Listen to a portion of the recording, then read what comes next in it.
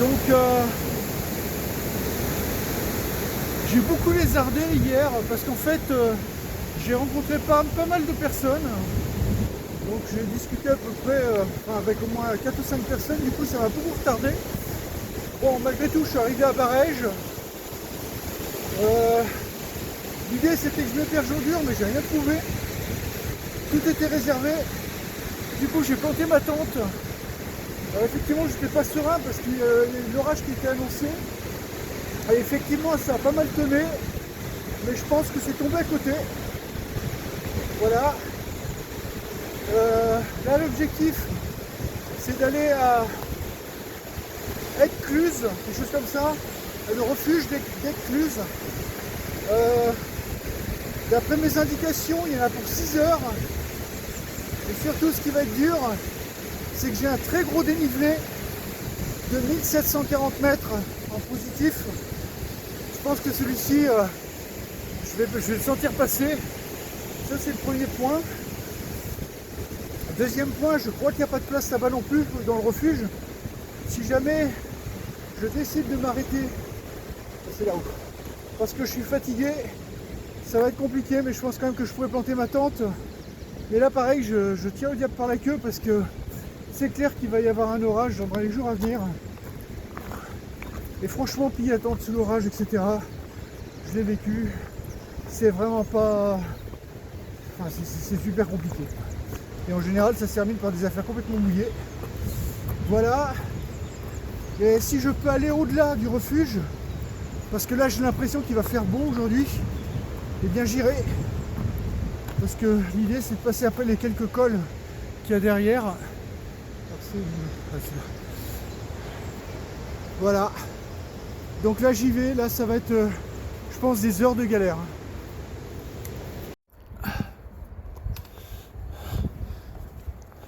Voilà. Le lever du soleil, il y a un petit peu plus de 7 heures. Voilà, juste par rapport au petit débrief de tout à l'heure, j'ai oublié de préciser des petites anecdotes. Alors la première, c'est j'ai percé mon matelas. Alors ça s'est produit hier, quand je campais sur le lac Guérillou. Alors j'ai bien fait attention de couper mon saucisson sur quelque chose d'à peu près dur, en tout cas en dehors du matelas. Et puis à un moment donné, j'ai coupé au-dessus du matelas et puis j'ai entendu un pchit et j'ai dégonflé mon matelas. Heureusement j'avais 2 rustines. J'ai collé une rustine et ça a l'air de tenir. Donc ça c'est le premier point. Et entre autres personnes que j'ai rencontrées hier, j'ai rencontré une charmante famille.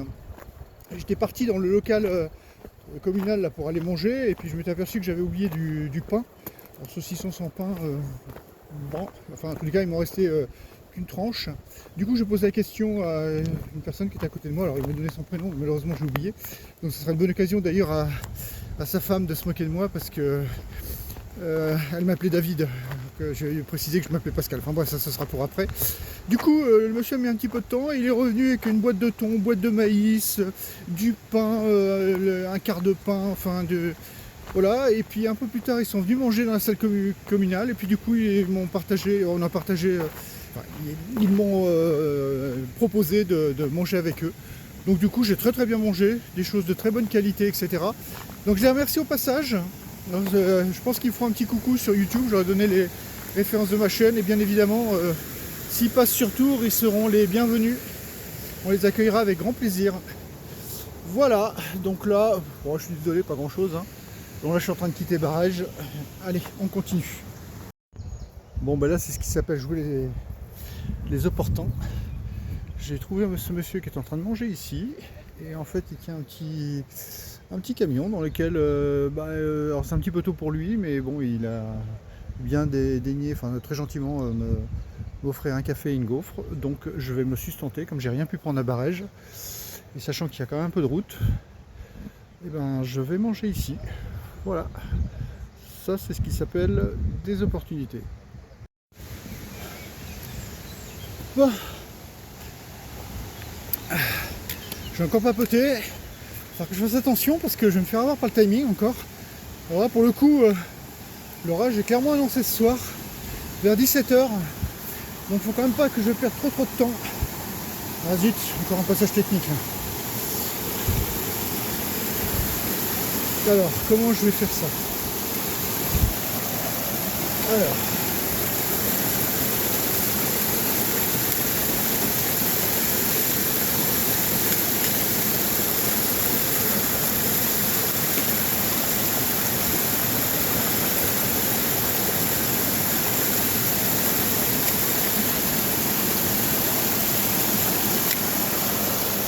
Le plus simple un peu plus haut. Du moins j'ai l'impression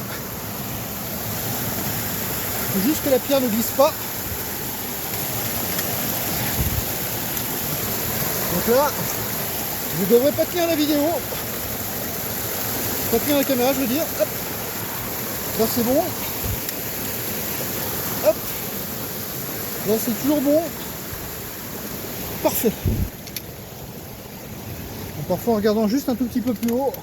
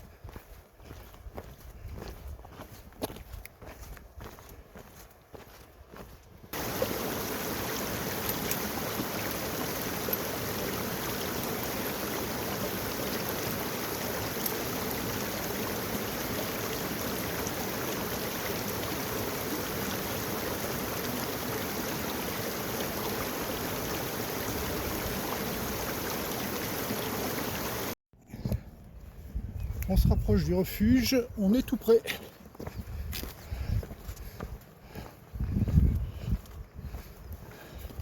Donc là je pense que pour le coup il doit rester une vingtaine de minutes. Alors, ce qui est assez marrant c'est que il faut quand même vraiment se méfier des timings qui sont donnés, même par les autochtones, hein, parce que franchement c'est toujours très très optimiste. Alors je reconnais que je m'arrête assez souvent. De temps en temps pour faire les vidéos, de temps en temps pour grignoter, de temps en temps pour discuter. Mais malgré tout, j'ai quand même un rythme qui n'est pas trop mauvais. Et en fait, c'est toujours plus long que ce qu'ils annoncent. Alors, bon, faire une cote entre les deux. En général, je pense qu'il faut rajouter 50% à ce qui est annoncé. En plus, la plupart du temps, quand vous croisez des gens, surtout quand ils sont en descente, ils évaluent mal la montée. C'est-à-dire que la montée est bien évidemment plus longue que la descente. Donc je pense que si, quand on m'annonce 1 heure de descente, on peut considérer que en montée, surtout si c'est raide, on peut quasiment doubler quoi. Alors je regardais par là, je cherchais le refuge, et finalement il est là. Je crois que c'est bon. On est arrivé au bout, on va aller casser la croûte, enfin, j'espère qu'il sert à quelque chose. Donc là, je viens de quitter le refuge qui est là-bas. Voilà. Et là, je m'apprête à aller passer le col. D'après le gars, il y en a pour 1h30. Je voudrais le passer assez tôt, de manière à ne pas me faire surprendre par un éventuel mauvais temps qui est annoncé. Alors si c'est comme hier, il ne s'est rien passé, mais je préfère, voilà, je préfère assurer.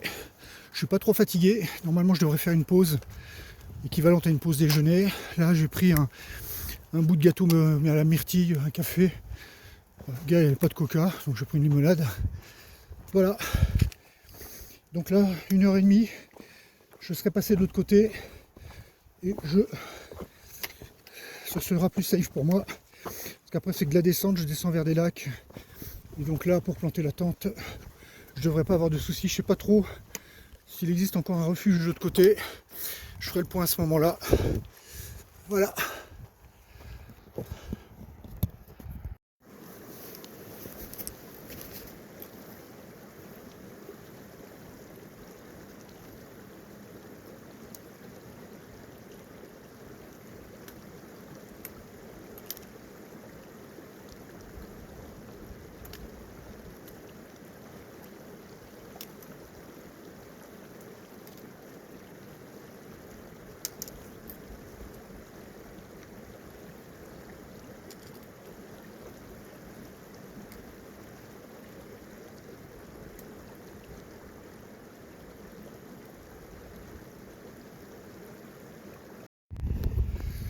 Donc je retrouve mes petites névées.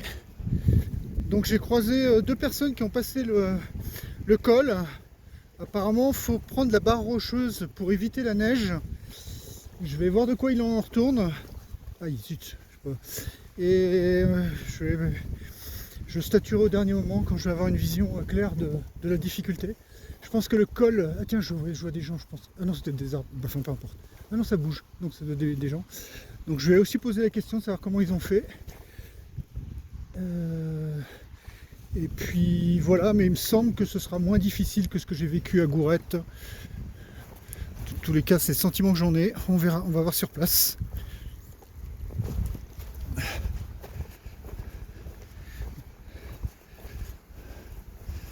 Voilà. Là, je suis à plus de 2003. On voit que c'est peuplé. Il y a de la neige. Il faut que je monte normalement. Je pensais que c'était 2003, mais en fait, je me suis renseigné, c'est plutôt 2005. Donc entre 2003 et 2005, c'est là où on trouve le plus de neige. Donc, j'attends de voir. Bon, bah là, je galère à monter. Je sais pas du tout où est mon chemin. Encore une fois, heureusement qu'il fait beau. Ah si, je crois vraiment. Ah, super. Je crois que je vois une trace GP du GR là-haut. Je sais pas si vous voyez sur le petit rocher en haut à gauche. Mais sincèrement, il faut vraiment avoir l'œil. Donc j'ai pas fini, il faut que je monte là-haut. On voit des traces de neige. Enfin des traces de personnes qui ont tenté la descente. Je ne sais pas si je ferai ça ou si je contournerai par les rochers. Ok, donc ma trace elle est là. Alors quand on se rapproche des rochers, il faut vraiment faire très attention parce que la neige, elle fond par-dessous.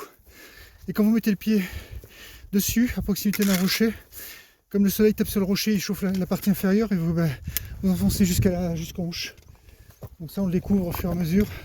Là je suis très content de voir une trace comme ça. Allez. Donc là, je crois que mon pain noir il arrive, il sera là-haut. La partie la plus dure. Là par contre il faut surtout pas que je m'écarte du GR parce que ça m'était déjà arrivé à Gourette, j'étais obligé de remonter une pente enneigée parce que je m'étais trompé de direction. Ouais, parfait. Là pour l'instant je suis bon. La trace est toujours là. Elle n'est pas enfouie sous la neige. Donc au moins je suis dans la bonne direction. Alors, ce qui m'attend, c'est là-haut. C'est ça qui va être compliqué. Je sais pas si vous voyez tout là-haut des traces. Il y a des traces de pas. Apparemment il y a un gars qui a réussi enfin qui l'a fait en direct. C'est typiquement ce que j'avais fait à Gourette. Mais je sais que c'est extrêmement dur. Alors après à voir si je le fais en direct ou si je contourne, je passe par la montagne. Je vais réfléchir, je continue. Parce que c'est quand même assez éprouvant. Ok, donc là vous allez me voir en live en train de tenter de gravir, enfin en train de prendre de biais une grosse névée. Alors l'idée c'est à chaque fois de faire un marquage dans la neige. Alors j'ai de la chance parce qu'elle n'est pas verglacée. Si c'était verglacé, je ne pourrais pas la traverser. Donc là, comme il y a un rocher, je vais m'écarter. En vertu de la règle que je vous ai énoncée juste avant. Voilà. Pour éviter de m'enfoncer. Et là, voilà. Regardez-moi ça comme c'est beau. Et le meilleur c'est à venir. Regardez le lac. Une espèce de bleu avec mélangé à de la glace, de la neige. C'est magnifique.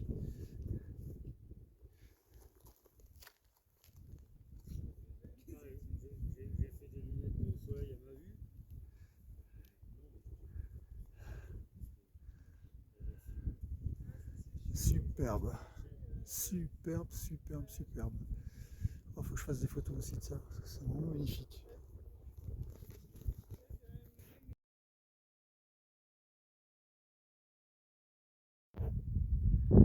C'est vraiment sublime. Je vais m'installer là pour manger. Il est 13 h. Vraiment très très beau. Ce lac là, c'est impressionnant. Donc l'idée c'est d'aller au lac qui est tout en bas là. Je pense qu'il y a 2 heures de marche. Mais avant il faut que je mange. Il est quand même spécial ce lac. Faut que je regarde ce que c'est comme lac. Là je peux pas voir ma carte parce qu'il y a trop d'éblouissement. Magnifique.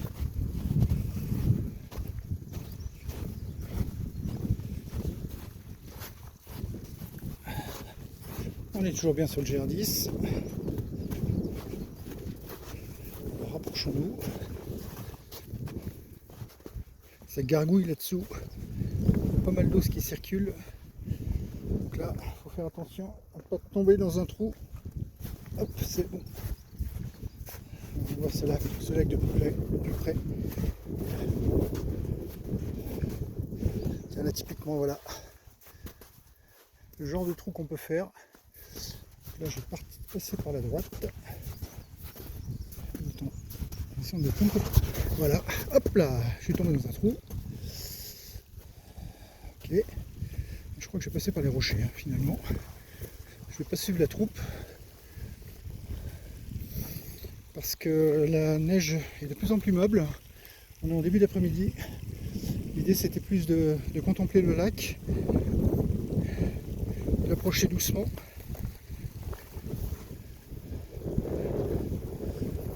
Je vais pas avoir le choix. Faut que je me mette sur la neige. Voilà, là on peut tomber dans le petit cours d'eau. On n'ira pas bien loin, c'est certain, mais suffisamment pour se tremper et pas être à l'aise. C'est superbe. Donc j'avance doucement pour pas me casser la figure. Parce que là j'ai pas mes bâtons pour me récupérer.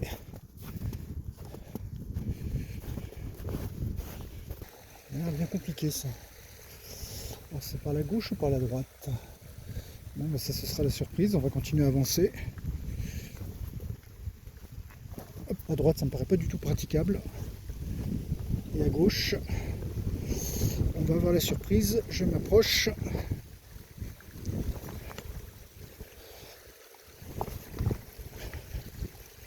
Prudemment, parce que j'ai pas mes bâtons. Alors, ça semble tourner vers la gauche, ce qui me paraît plus safe, parce qu'il y a des cailloux, etc.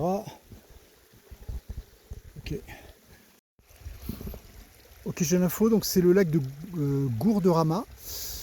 Et puis le lac qui va être un petit peu plus bas et plus grand aussi, c'est le lac Dolmar, quelque chose comme ça. Voilà.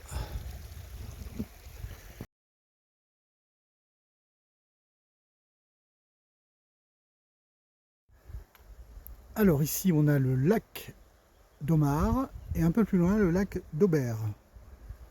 Voilà.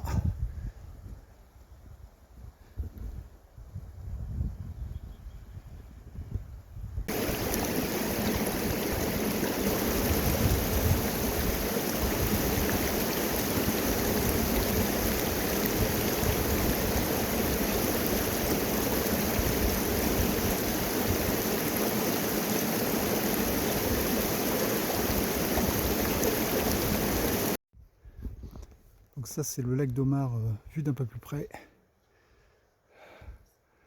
Ça donne terriblement envie de se baigner et d'aller rejoindre les rochers qui sont là-bas. Là. Enfin, vraiment.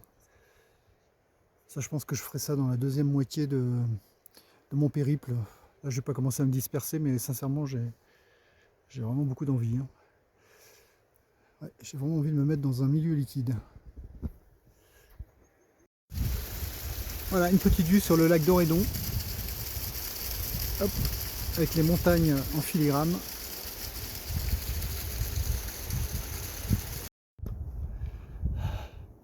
Toujours un petit lac d'Orédon. Je sais pas pourquoi ça monte, là je m'attendais à descendre. J'aurais bien aimé descendre ce parking parce que j'ai l'impression qu'il y a de la vie. Et donc, probablement à manger. J'ai très faim, j'ai envie de sucré. Classique. J'ai rien trouvé sur le chemin.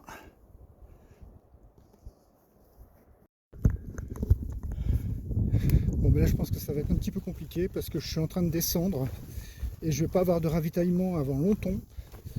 En tous les cas, aujourd'hui j'aurai pas de ravitaillement. J'ai voulu jouer la carte un peu light, c'est-à-dire que j'ai consommé pas mal de mes provisions. Bah, du coup je me retrouve un petit peu en déficit. Alors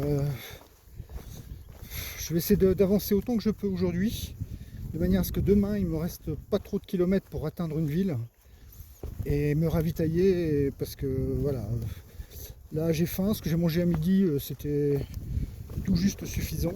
Alors je complète avec des barres de céréales, mais ça fait pas le tout.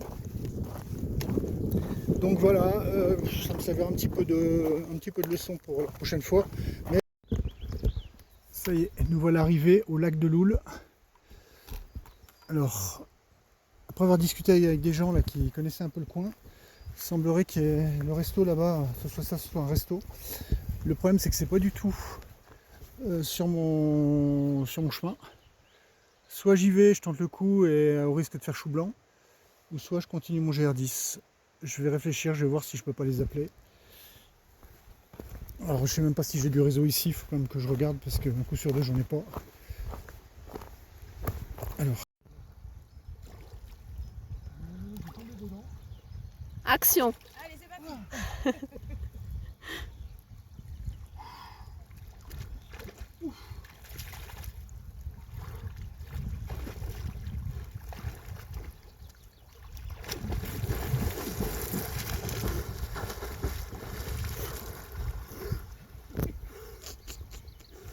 Faut y aller tout d'un coup. Ah ouais, faut y aller tout d'un coup. Tu vas mourir. Mais si, ça va aller. Ça va aller. Ouf, parce qu'elle est froide. Allez, on veut 10 longueurs, nous. Vous allez voir les vaches et vous revenez. Je vais faire un petit sous l'eau.